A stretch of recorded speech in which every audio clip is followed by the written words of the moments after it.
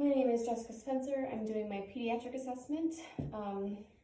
My patient today is a 15-year-old adolescent, a female. So I'm going to start now. So the first thing I do when I walk into the room is kind of assess the feel of the room. I see my patient in the bed. There's somebody with her. So first thing I'm going to do is start talking to the patient. Say, hi, my name is Jessie. I'm the nurse today. How are you? Blah, blah, blah. Can you tell me your name and your date of birth? And she gives me that information. Next, I'm going to talk to the person with her. And the person with her, I'm going to ask what their relationship is to my patient. And this is her mother. So, okay. Now I'm going to ask the patient what brings her in today. She's telling me that she has had chest pain for the past couple days. And it gets worse when she's up doing something and she's been really tired. So I'm going to say, okay, and then the mom chirps in and she says that she hasn't been acting like herself lately. She's been really tired, complaining of her chest, like I just said, the patient just told me. So I'm going to take that into consideration. I'm going to ask the patient, when do you notice the chest pain? And she tells me it's when she's up doing stuff, like she's playing soccer, so it gets really bad then. But it's not really bothering her when she's just sitting at home doing nothing, so okay. She tells me that she plays soccer, so I know that she's active. Now I'm just going to talk to her and kind of build the nurse-patient relationship. I'm going to ask her what else she does outside of school, besides soccer, and she tells me, and then we just kind of talk back and forth to build that relationship, like I said. And the next thing I'm going to do is take her vitals. She's 15, so she's done this a time or two, so she's used to it. She's okay with it. I'm going to take her blood pressure. Her blood pressure is elevated. It's 142/86, and looking her over, she appears to be a generally healthy adolescent.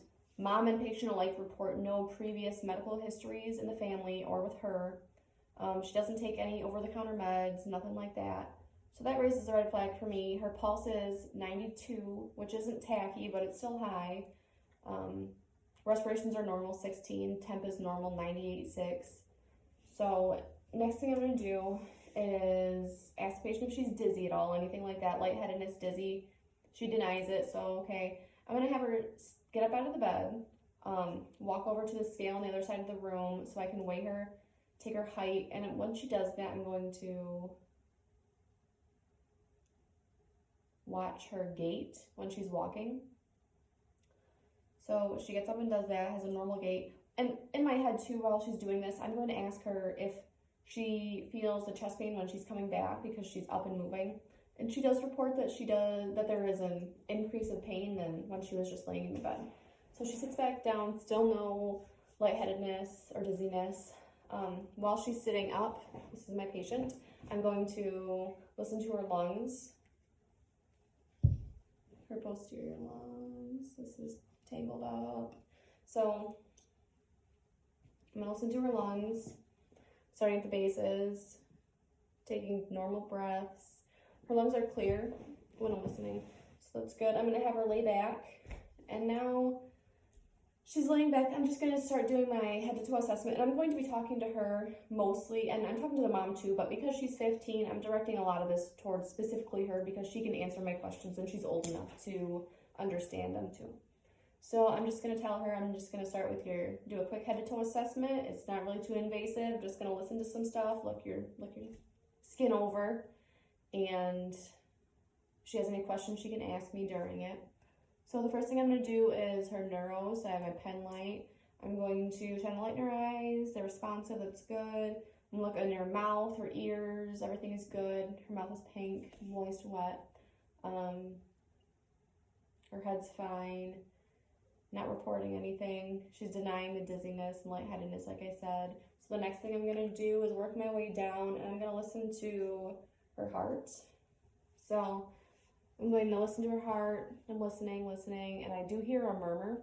So I'm going to take note of that.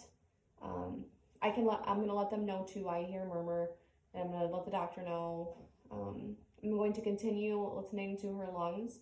So bases working up. Her lungs are still clear on escalation, so that's good. I'm going to work my way down again. I'm just going to get everything out of the way listening wise.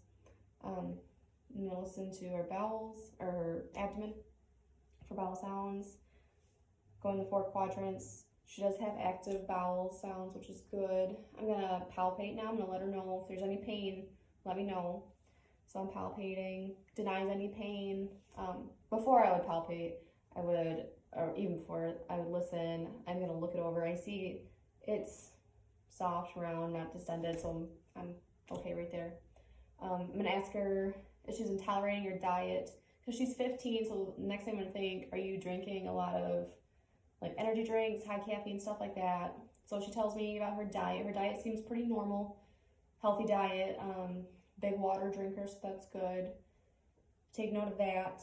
I'm gonna check her fingernails for the cap refill. Her cap refill is about 3 seconds, so that'll be documented in my findings. I'm gonna check her pulses, her brachial pulses and her pedal pulses. They're both bilaterally equal in there.